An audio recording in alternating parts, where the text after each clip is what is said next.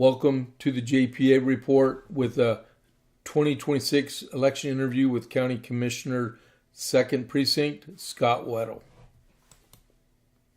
All right. Thank you for joining us for this questioning session with Scott. And then before we begin, thank you very much for tuning in. And please click the follow button if you have not followed my podcast, the JP8 Report. And please give us a like on it with that thumbs up button. And then share the podcast. It'll help his numbers. Like I say, with everybody else, it's just give them a hand and get the message out, what they're trying to give to the public. There is, we have not exchanged any money. He hasn't paid me for this. I haven't paid him. All right. And then this is open for all Republican candidates.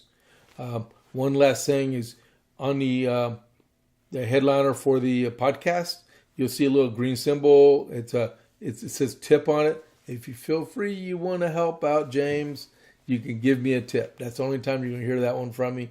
All right. But it's a new thing. Rumble just started last week. It's to bypass Rumble and just do it between people watching and people giving. Yeah. So it makes it fun and stuff.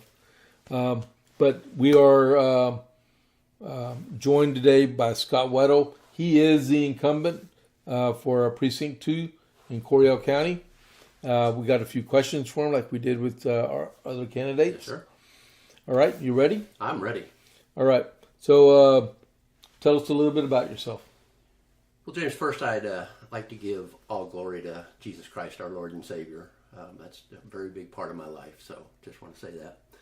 A little bit about my history. A lot of people don't know.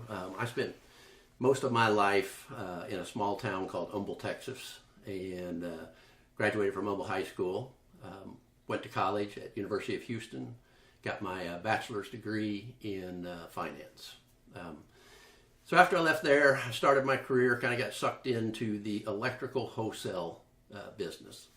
In fact, when I go to family reunions, I'm not the most popular person, because when you say that, people are like, oh, okay. But it was a great industry for me. And I'm kind of saying this to give you some of my experience, and I think what makes me a good commissioner. So throughout that career, once I graduated from college, spent 40 plus years in there, and over 30 of that was in senior management level. In fact, at 26, I was the West Coast regional sales manager for a company called Argo International. And we mainly sold to the oil well and drilling industry. That was out in California, and spent my 10 months out there and decided I wanted to get back to the great state of Texas. And it actually wasn't bad out there then, but it was still crazy. And so came back here and just continued my career. My history is I have usually a longevity of working at companies. 10 years with Argo, 20 years with a company called Panduit, 10 years with a company called Wildcat Electric Supply. And then when I moved up here, I thought about retirement, and I said, I've still got something. So I started to work with Dealers Electrical Supply here, a local, and manage their Temple and Killeen stores. So I was looking around Coryell County, and I decided to run, I guess it was almost 8 years ago. I challenged an incumbent, Darren Moore, based solely on the vote that he took against building the new jail. And I told him so. And in fact, today, Darren and I have a good relationship, and we talk all the time. I lost that race by 90 votes. And one of the pledges that I've made during that campaign and the subsequent campaign where Billy Vaden and I ran was that I would resign my position at my company and be a full-time county commissioner. If there's anything that I've learned, James, this is a lot bigger job than a lot of people think. They just think we show up for meetings and that, and I will tell you, it is and can be, if you apply yourself, a full-time job. So that kind of brings us here. I've been married 41 years to the same wonderful woman. I came from a great family background. I've got 4 siblings. two sisters and a brother. Both my parents are passed, but they were my guiding light. Okay. All right. Ready? I'm ready. So which precinct do you currently live in? I live in Precinct 2 since the day I moved to Coryell County. That's the precinct I've lived in. Okay. Gatesville side or Copper's Cove side? It's actually the Waco side, but no, it's Gatesville side. I live on the north end in a little community called South Mountain. South Mountain? I know where it's at. Yeah. Okay. How big of a problem is legal immigration for Texas? James, this is, of course, it's plastered all over the news, but here in Texas, we live that, and we have lived it for ages. When I say I grew up in a small town of Humble, that was right outside of, Houston and Harris County. And, of course, I think the big cities saw it first. And, of course, we saw this huge influx. And not just that, but other things. It was one of the reasons, we decided to relocate when we got the opportunity. The good news, and I think there is good news to this. I think with the leadership of Governor Abbott, the most brilliant thing that I think a politician has ever done was start shipping the illegals up to Martha's Vineyard in New York, and now they got a taste of it. And then, of course, Trump, I think he's got a pretty good handle on it with, illegalization. But, the big question, what do we do with the ones that are here? Send them home. Yeah, I mean, that's the big question, and it's a big one. I personally like the orange inflatables in the middle of the Rio Grande. Yeah. Because you can't go by them. You can't bypass them at all. No, they've done some great things. Are you pro-life? Yes. Flat out. Okay. I mean, okay. That's no. That is a yes or no question. It is a yes, but I'll expand. As you grow out through life, and sometimes just clarity comes, and I know that life begins at conception.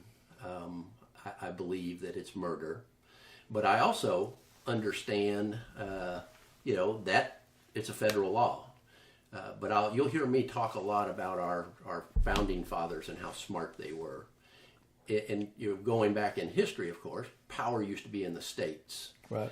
And it should be with the states. And so I really love the idea of states being able to make the decision of whether abortion should be legal or not.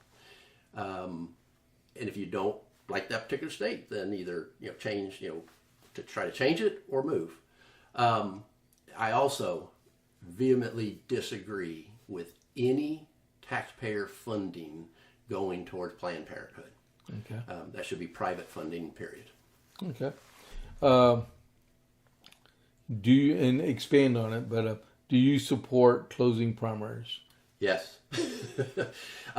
Here again, and we've seen it, there's some opportunities for people to cross over. I think candidates should be vetted, thoroughly. And absolutely, Republicans should only vote in Republican primaries. Okay.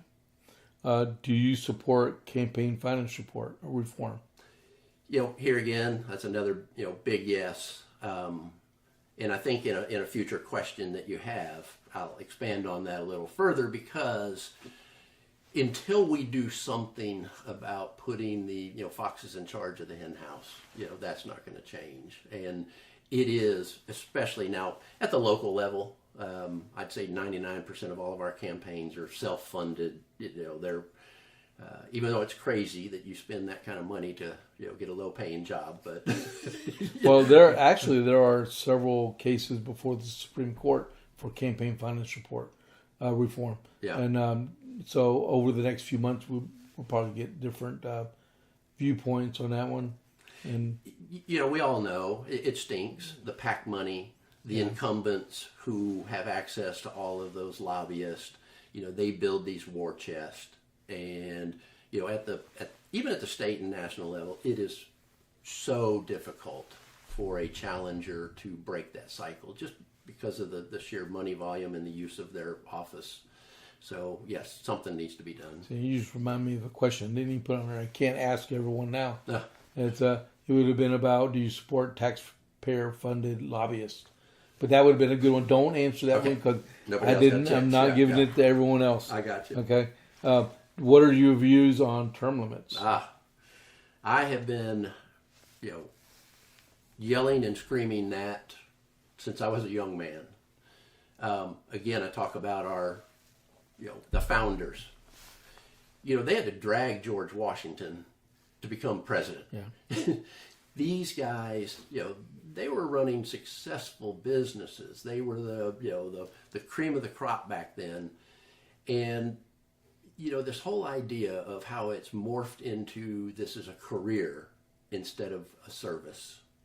And so I am absolutely all for term limits, and I'm self-imposing a term limit on myself. I've always thought 8 years is about, and then let somebody else, move on. Let's get some fresh blood. But President's 2 terms. I know it's so funny, and there's so many of them that do have terms, but yet, of course, the 2 biggies, the Senate and the Congress. When you've got people who've been in there 40 some odd years. I can't imagine that happening in a private industry, because how would you stay in the same job for 40 or 50 years and not get promoted to do something new? But, well, look at and I mean I'm answering the question too, I guess, but look in Killeen today. Jose Seguro, one of the council members there, resigned to run. He's going to run. He was the mayor. He stepped down to run for city council. He's term limited, and at the same time he can run for mayor. So he resigned as councilman to run again as mayor. I'm like, there are there's almost 200,000 people live in Killeen. You can't use the same person over and over and over again. Right. That's the essence of power. Give up your power, let someone else run. Yep. Yeah. So huge, term limits. But I'm ultimate. I'm ultimate term limits, and I tried that here in Killeen, in Copper's Cove when I was on the city council. I do believe once you reach 2 terms as a city councilman or 2 terms as mayor, you're done. Yeah. And the same thing with I think, county commissioner. Yeah, I think county commissioners, And county judge. Yeah. The only level is maybe a few of those, and I call them very the more the administrative positions, that are maybe tax assessor collector, for instance. That's a job that can, it's not politically motivated, and it's purely just, learning your job and understanding how to run it efficiently. So I've only seen that position actually challenged once. Yeah. And that was in Tarrant County. Yeah.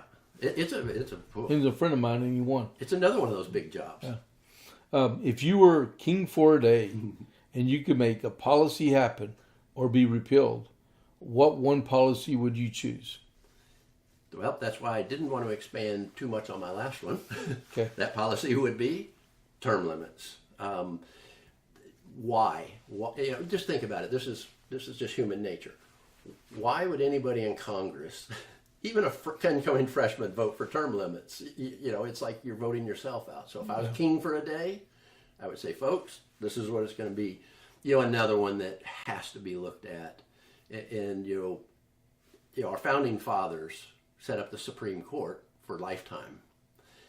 Well, the average age back then was 45? They never anticipated somebody staying in, as a Supreme Court justice for 20, 30 years and gaining the age of 86 or 90. Most people died around 50. Yeah. So they never saw that coming, and I very rarely would endorse looking at something and changing our Constitution, but I do think that's something that could certainly be looked at. Okay. Well, what one part of county government would receive more attention if you were elected? In my closing statement, I'll talk about some other areas that I'm really going to focus on. But James, one of the things that I've realized in being on this court is our ability to communicate with the citizens. It has bothered me. I don't know, what all the answers are. I have pushed, I think, that our courtroom should have cameras in it. It should be live streamed. Yeah. It should be recorded. That should be all available. our current system, the way we do it, and by the way, we're not required to do that by any state statute or anything. In fact, we don't even have to have Zoom. It's just, and unfortunately, like with the Zoom, it's coming out of one computer, and you can generally hear me because I sit next to the computer. You can hear the judge and Kyle, Commissioner Matthews, but you can't really hear anybody else. And so I think that, sends a message. But with everything, there's a problem, right? First, it's going to cost money to set up a system that's worthy of that. And then secondly, we have to have somebody who is going to run it, maintain it, right, and post it. And I know those sound, but at a time where we're already hard pressed of adding anybody, we don't have a public information officer. And most organizations of our size, will have one of those. Well, why doesn't the city have a PO? I mean, the county have a PO. Just another, this is where I struggle because I believe in a small government, and I believe in keeping it as small as possible. So that would be adding another, body, and we already run it. I think it's well over 60% of our budget is on salaries. Even though I will tell you, and I can statistically show you, we run a very lean county when it comes to personnel per 1,000 citizens. It's a very lean. So I think if we had somebody focused on that, I've heard a lot about transparency. Well, transparency is pretty inherent in government. I mean, all of our records are available. The problem is, I think, with our current county government is being able to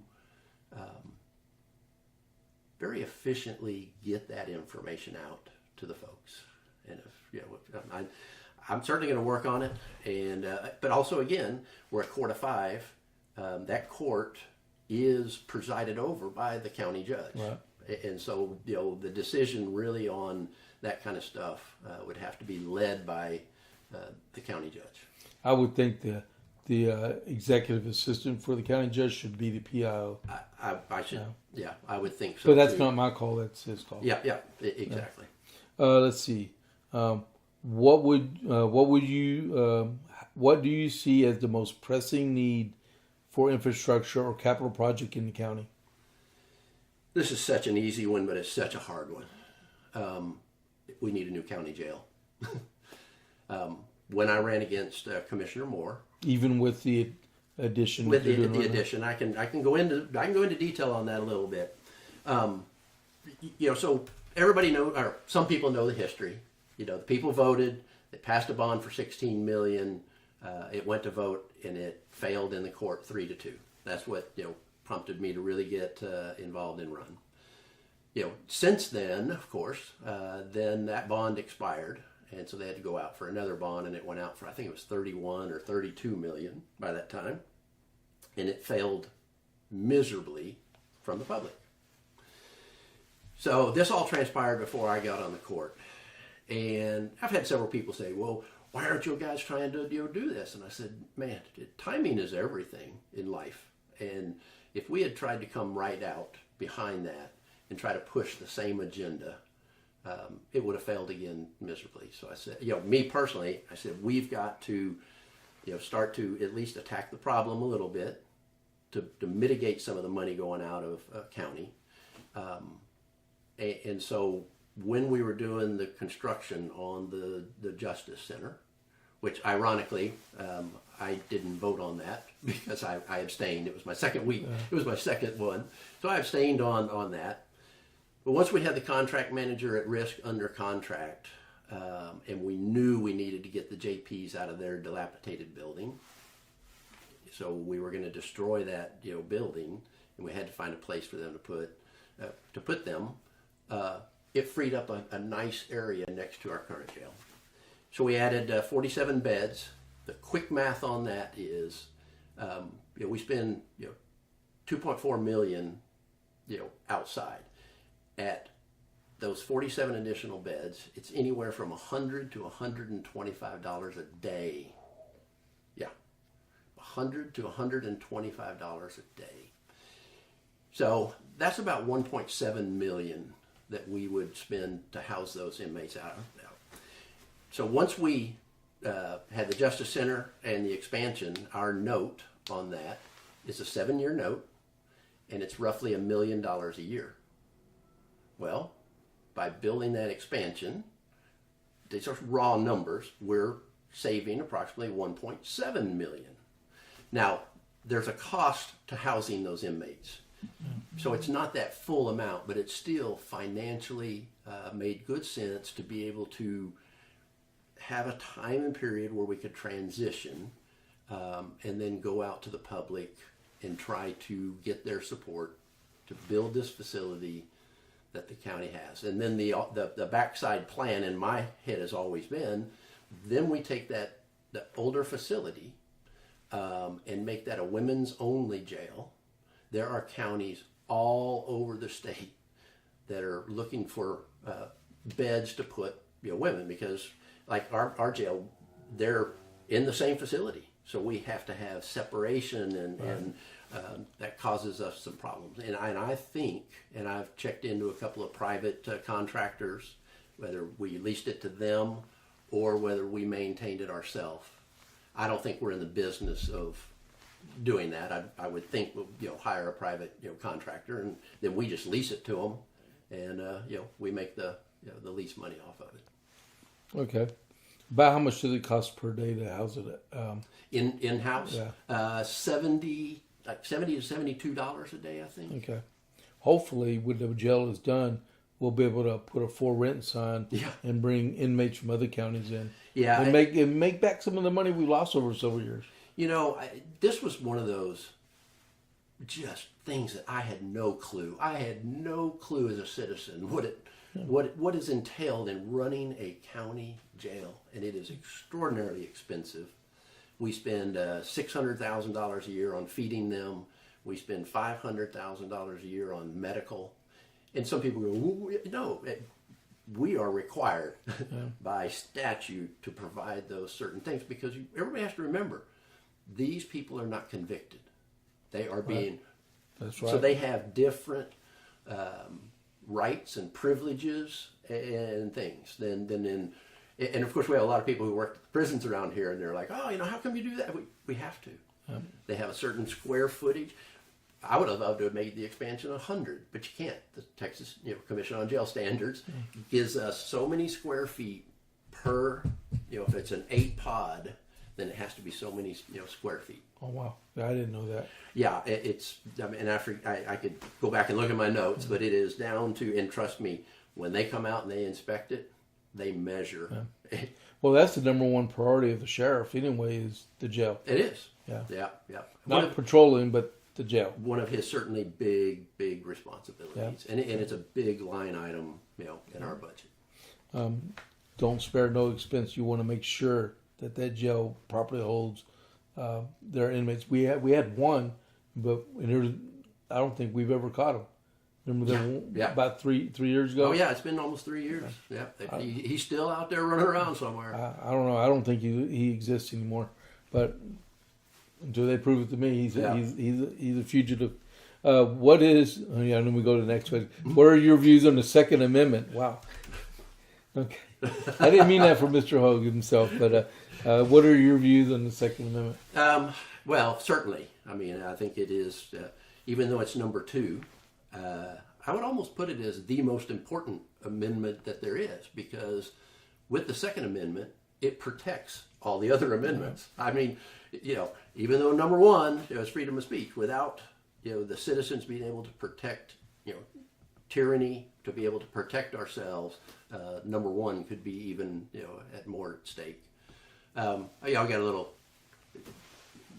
You never know whether to try jokes or little things, but so I was married and had been married, for a while, and like sometimes guys do, I brought home a new gun, because we have to have specialty guns for everything, right? So I brought home a new gun, and my wife looked at me. She says, "How many guns do you need Okay, you know what my answer was. Yeah. I'll let you know when I find out. I would tell you what I have, but I know. this is the podcast, and it's going to go out to everyone. Yeah. I want that to be a secret. Yeah, that's me too. I mean, and so do I support it? Yes. Do I live it? Yes. Yeah. Okay. And then, well, there's one other question I didn't put on there that I have to ask. If by chance something happens and you are not on the top after the primary, and we have a new nominee for the county commissioner, would you support the eventual nominee? Yes. Okay. Because that's going to be my, that's going to be my commissioner. Yeah. Just for everybody watching, I certainly want to be that one. But if it happens, absolutely. We're all Republicans. And I also feel like if you can't vote, and the beautiful thing about Coryell County is in November, whoever wins the primary will be unopposed. We do not have a Democrat running against it. So whoever wins the primary is going, and that's how I actually got sworn in early. But yeah, you just because Darren resigned. Darren actually, he came and talked to me and actually talked to the court and said, hey, I would just as soon go ahead and step down if the new commissioner would step in, and so we had that conversation. I said absolutely I would. Now I didn't resign my job immediately because I told my company it wasn't until January, so I did have to juggle a full-time job. And who was the county judge at the time? Was it Judge Firth? No, it was Judge Miller. Yep, Judge Miller. Okay. Yep. All right. But yeah, I just think it's important, that you have to support. And everybody's running under the Republican ticket, and I am a fierce supporter of the Republican Party and have been. But we have to remember, eventually one day there might be someone brave enough to run as a Democrat, but we have to stand together as Republicans. Yep. Or we're going to fall apart. We have to maintain our majority in our county. Absolutely. And in our state. We need a massive majority. We don't need just a majority. The Democrats ran the state for 120 years, and we're only barely in the 20th year. And we're doing what we need to do, but we need to filter out the liberal mindset of the Republican Party and become a true conservative party and make things work.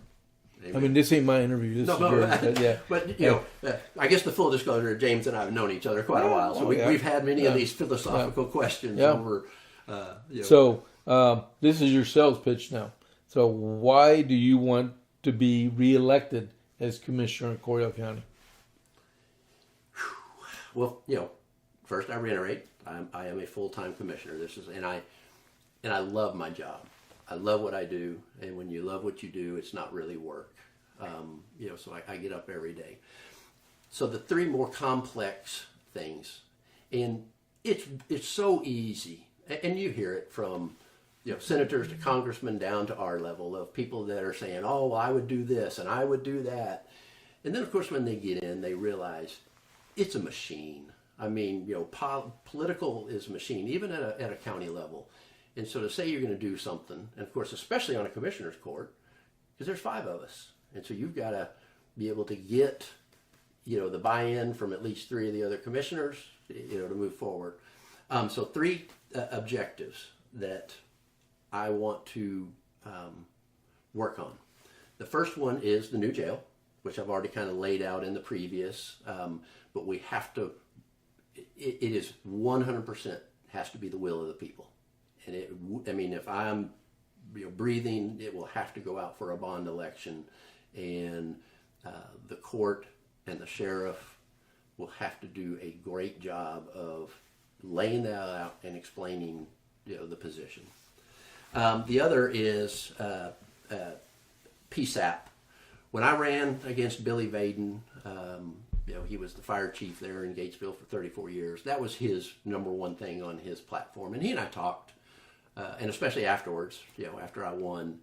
And it was really funny because I said, "Hey, Billy, I'd really like to get on that." And he looked at me and goes, "You have many other things you need to deal with. We'll work on that later." What is that? The PSAP. Oh, I didn't say it. I'm sorry. PSAP is I always have to look, it's the Public Service Answering Point. the craziest thing is, and I know a lot of people are like, what is that? It's 911. Okay. But right now, Coppers Cove has their own 911 piece app. Gatesville PD has theirs, and then the sheriff has theirs. And I've experienced this personally. I called in, had 6 young girls that ran off my county road and went down into a ditch. I called, it was 10:30 at night. I get Gatesville PD, I'm explaining the situation, and they say, and the location. And I said, well, I'm between 2 low water crossings, and they go, oh, you're in the county, let me send you through. And then I had to go to the county and explain the whole, situation again. And, but this has been something that our county's talked about for years and years and years. And it's difficult as a court because we have to deal with 3 different entities and departments, and nobody probably wants to give up their little world. But it only makes sense, especially as our county grows, to consolidate that PSAP, if you will, into a single location. Mm-hmm. And so one of the reasons I want 4 more years is I'm going to continue to get that done. And then last, and I hope you can appreciate this, and this is one I always have to kind of first say, love veterans, love everything they've done, that you did. But the reality is, Coryell County has more retired and disabled veterans than any other county in the state of Texas. And what that means is, the state, you'll hear other commissioners talk about unfunded mandates. So the state says, okay, counties, you cannot charge property taxes to disabled retired veterans. 100%. 100%. And which again, I'm like, yay, I like that. We should honor them more and more. But the fact is, for Coryell County, that number is $3.7 million in tax revenue. $3.7 million. And when you're looking at our current budget, that 3.7, now they do reimburse us. I think, we really don't know what they're going to reimburse us at any given year. I think this year we budgeted maybe $400,000 out of that. So even if the difference, if it's 3.2 million that's left over, that's about 6 points off of our tax rate. So if it's at a 4.7, it would be down to a 4.1. But I have had the privilege, in fact, at last year's Lincoln Reagan dinner, I had the privilege of sitting at the dinner table with Governor Abbott, Senator Flores, and Representative Shelby Slauson. And we're just sitting there at dinner, and all of a sudden I go, hey, I got something I want to talk about.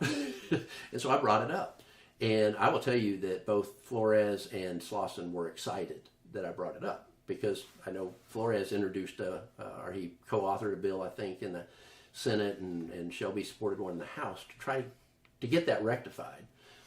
So it was a great opportunity, and I think with that kind of going for me, and especially with Lieutenant, Governor Patrick coming in, just continue pushing that, because that would be a huge win for Coryell County to get the state of Texas, who they make us do it, you pay it. Okay. So, did you have any more you want to say about getting reelected or anything? Well, I was going to, just my closing statement, everything that I do, I have a passion, and I've had a passion for this. And somebody asked me, well, what do you do on a regular day as a commissioner? And it's really funny because it's all, different. But a huge amount of what we have to do is research. I mean, it is, we've got to research different, whether it be statutes or contracts or companies or, rules or subdivision rules and grants. And it's a tremendous amount of just gathering information.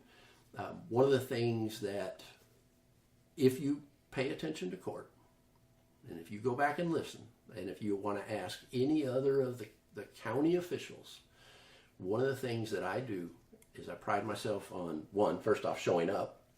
I have a perfect attendance record. except for this last Christmas. I did Zoom the meeting. I did not physically, but I'm still counted as being present. But every other one I've been there. And then 2 is coming fully prepared. 3, voicing my opinion. And then 4, making the smartest decisions based upon all of the information, that I have. And I think this is just common, right? Every decision you make is not going to be the correct one in life. But if I can look back and say, I did my research, I prepared myself, and I made the smartest decision based on all the information that I had, I can feel good about my job, and I can tell every constituent, not just for Precinct 2, because the decisions that I make affect the entire county. And that's what I do every single day when I come to work. Okay. So you want them to vote for Scott Weddle? I do. Okay. I absolutely... So people forget sometimes to say that. No, I don't. But first and foremost, get out and vote. And then, secondly, I hope that you will, I hope people will judge me on my full record, everything that I did. Go back and look what I said I was going to do in the beginning, supporting law enforcement and supporting infrastructure, which is road and bridge. Most of my decisions, even around the budget, revolved around those 2 departments. Take care of those departments first, and then we'll weed out the others. Okay. But yes, vote for Scott Weddle. Thank you very much. What was I saying? Don't move. Okay. Hey, thank you very much for watching our election interview with Scott Weddle. Please click that follow button, and you'll get the JP8 report every time I publish it. I go Monday through Friday, 12 p.m. to 1 p.m. Central. And then in the mornings, sometimes I do 6:30 to 7 o'clock also. And do go over the day's news and conservative talk with about the president and the Republican Congress and what the Democrats are doing wrong. But please give me a chance, and then do your due diligence with all these candidates, and hopefully this helps for everyone. All right? And then so I'm going to sign off. Just don't move yet, okay? Thank you, guys. So this is James Pierce with the JP8 Report. Thank you for listening and viewing, and catch you on the flip side. I'm out.